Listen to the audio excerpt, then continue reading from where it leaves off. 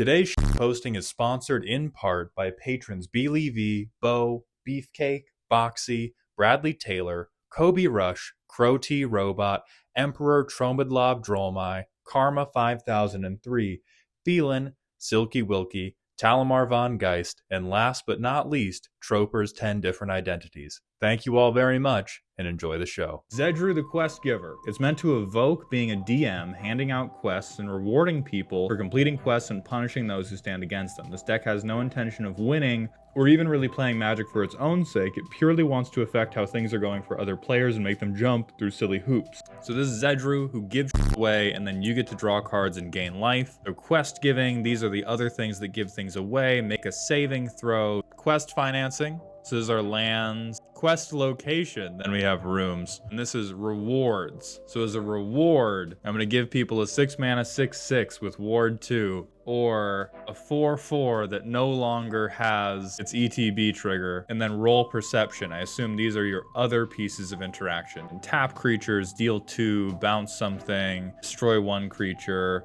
I think the flavor is great. I think your very narrow definition of the flavor has committed this deck to being completely non-functional. I think that the experience of playing with a DM goes far beyond the strict definition of this person plays cards with the adventure tag stuck on it. I think that is likely the most narrow definition you could write for it, because if we think about it, the job of a DM is to give out the adventures, but it's also to let people roleplay. It's also to be a non-stop piñata of magical items. It's to level people up. I think there's a ton of room to include things, particularly as the rewards. I think there's a ton of room to include things that still remain true to the soul of I'm trying to capture the experience of being a DM, and this, it all has to have the word adventure on it, it seems like really deep in the tank for not particularly big benefits. If you have a play group that does like it, then that's great, and that's the only important thing in the world. You know, in the context of let's give any feedback about this, well, at first you got to cut the cheater card. It's not about evoking being a DM handing out quests. This is the second life of my quest counter deck that was giga dog shit. And that's a different perspective that we can still work with. If it's about the quest, then even more so, this very strict framing of everything has to say the word adventure on it, unnecessary for both flavor and for function. This is 100% is a player's handbook, pre-prepared level 3 adventure deck.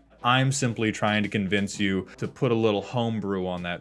If it's about make other people complete the quests, at the play group that was down to go along with it, that is awesome. I think in your average play group, the reward being you get a 4/3 is so far outside the realm of legitimately participating in the game that it's just not quest reward. Like, there's so much D&D flavor that we can put in. There's dungeons, which we just talked about. There's giving out magical items. I've had quests like this in my D&D party.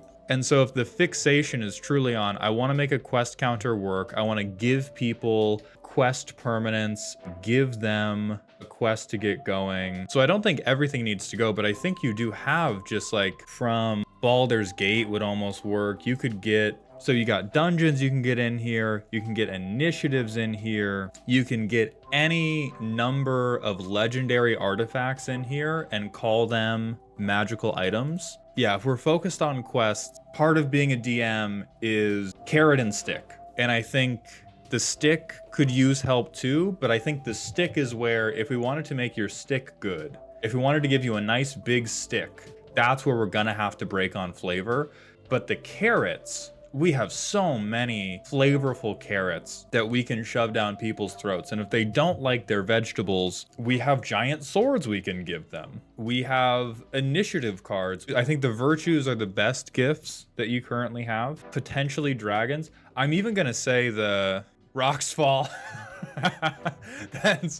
All right, that's my favorite tag. But a thing that has been true to the experience of D&D is the dungeon master just giving you a dude, which is kind of what you've accomplished with your quest is. But if you have big legendaries that you think are like good references for your playgroup, you can give those away as just they join your adventuring party. I think you did a good job straining yourself and making sure that you silenced the temptation of taking anything like Rhystic Study, like Smothering Tithe, like any of the hyper generic ones. And I do like the inclusions of the rooms as quest locations. I'm not convinced you need 15 of them. As a DM, you practice weekly, monthly, whatever the frequency is, on lying to people and subjecting them to mind control. So believe in the you that believes in the me that believes in your ability to mind control these people into not murdering you. Mono white, aggressively white. Whole point of the deck, how white it is. Black lady in charge, that's how it should be.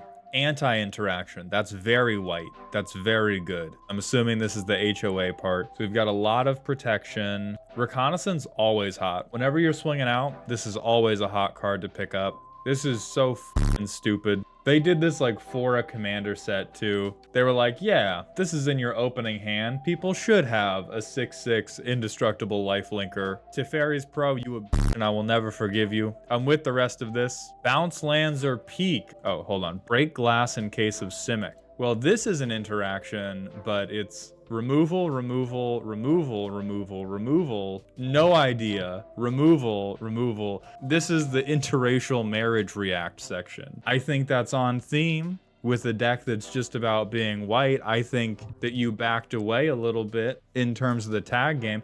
Deep Gnome is something else you would likely want, but it depends on your curve. That's a responsible curve. We're not even going above 5.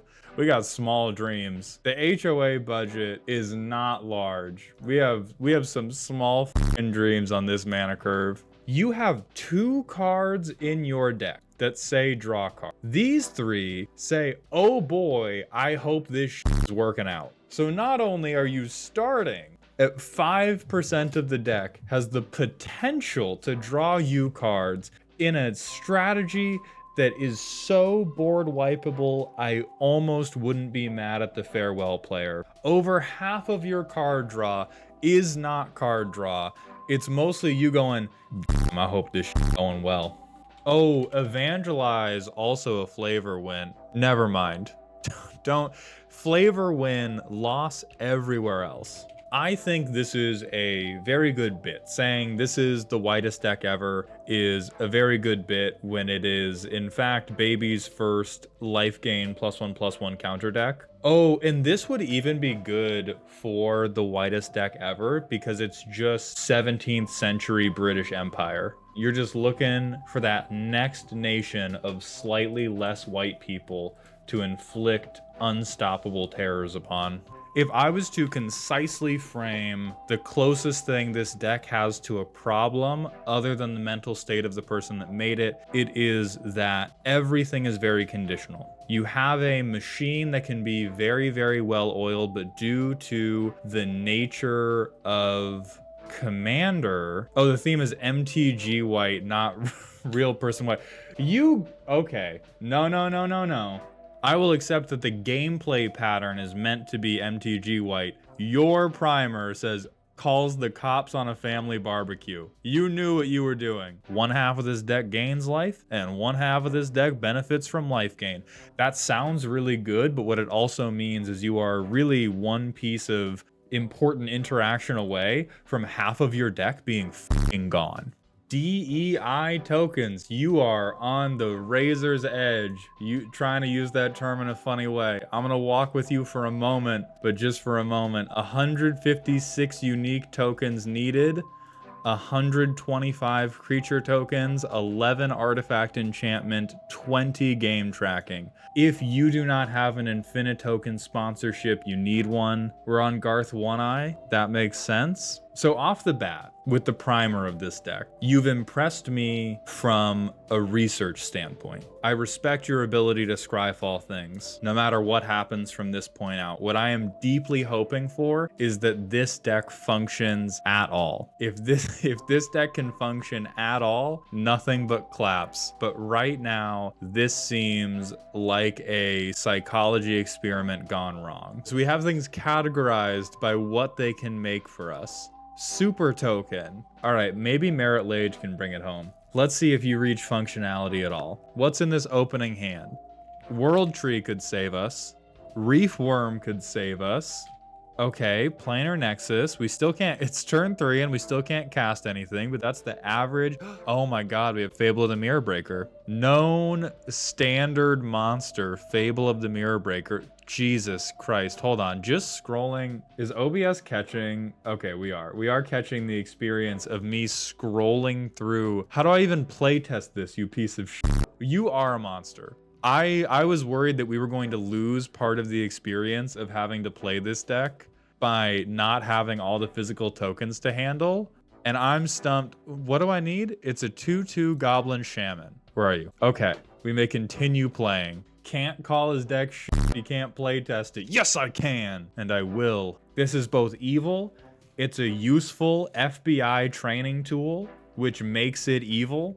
It is objectively hilarious to not be able to fit your tokens in a standard deck box.